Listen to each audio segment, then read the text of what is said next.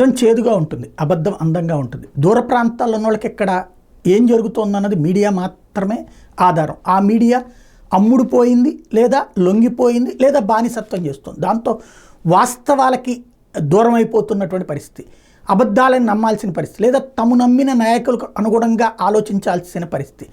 Telugu Desam, Bharatiya Janata party, జనసేనకు సంబంధించిన ఇతర రాష్ట్రాల్లో ఉన్నోళ్ళు, ఇతర దేశాల్లో ఉన్నోళ్ళు రాష్ట్రంలో అద్భుతం జరిగిపోతుంది అనుకుంటారు. అదే సందర్భంలో వైఎస్ఆర్ కాంగ్రెస్ పార్టీ వాళ్ళు అనర్థం జరిగిపోతుంది అనుకుంటారు.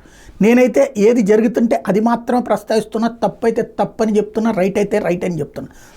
కొన్నిసార్లు వాళ్ళకి నచ్చవచ్చు, కొన్నిసార్లు వీళ్ళకి నచ్చవచ్చు, కానీ ఇద్దరికి నచ్చకపోయిన సందర్భాలు ఎక్కువ ఉంటాయి. అందుకని దానికి సంబంధించిన ఇబ్బంది ఎదురవుతుంది. బట్ వాళ్ళ మానసిక సంతృప్తి కోసం నేనైతే న్యూస్ చేయట్లేదు. ఎందుకు ఈ మాట చెప్పాల్సి వస్తుందంటే, వరదలు ప్రారంభమైనప్పటి నుంచి చెప్పుకొచ్చాను నేను. దాంట్లో జరుగుతున్నటువంటి లోపము చెప్పా, దాంట్లో చేసిన మంచి చెప్పా.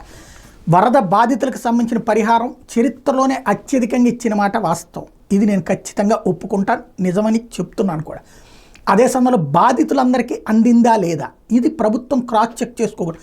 చంద్రబాబు 10 రోజులు నీళ్లలో తిరిగారు, లేకపోతే అద్భుతం చేశారు, లేకపోతే 500 కోట్లు వచ్చినాయి, 600 కోట్లు వచ్చినాయి అంటే ప్రతి ఒక్కడికి అందాల పరిహారం వచ్చేదే. అక్కడ కోల్పోయినటువంటి వాడి అందరిలో మనం ఇచ్చేది, వాళ్ళు 10 లక్షలు కోల్పోతే మనం 25,000 రూపాయలు ఇస్తున్నాం.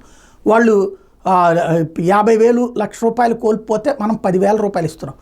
అక్కడే ఒక సమస్య ఉంది. అసలు పాయింట్ ఏంటంటే, ఆ పరిహారం కూడా అందకపోతే వాళ్ళ బ్రతుకుల్లో మనం ఏం చేస్తున్నాం అన్నది ఆలోచించాలి. ఇప్పుడు ఇన్ని రోజులు తిరిగారు, అద్భుతం జరిగిందని చెప్తున్నాం కదా, ఇవాళ ఎందుకని అంతమంది కలెక్టర్ ఆఫీస్ దగ్గరకు వస్తున్నారు, అంతమంది ఎందుకు ఎగబడుతున్నారు, అంతమందికి ఇప్పుడు చంద్రబాబు గారు మొన్నటిదాకా కలెక్టర్ ఆఫీసులో ఉన్నారు 10 రోజుల పాటు.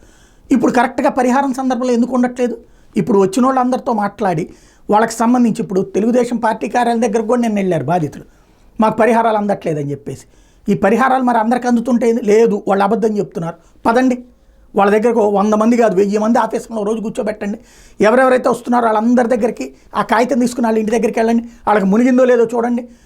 అక్కడ దాంట్లో కనబడతాయి కదా గుర్తులన్నీ కూడా, మునిగినాయో లేదో అన్నది. మునిగితే డబ్బులు ఎందుకు ఇవ్వలేదో అధికారిని పట్టుకోండి, వాళ్ళ మీద యాక్షన్ తీసుకోండి. మునక్కపోతే ఎదుగో నువ్వు అబద్ధం చెప్తున్నావు అని చెప్పండి, అక్కడే తేల్చేయండి. అవసరమైతే ఒకరోజు పెద్ద డ్రైవ్ పెట్టుకోండి. కానీ ఇన్ని వేల మంది ఇప్పటికీ కూడా వస్తున్నారు అంటే ఏం జరుగుతోంది, ఒక్కసారి ఆత్మవిమర్శ చేసుకోవాల్సిన అంశం.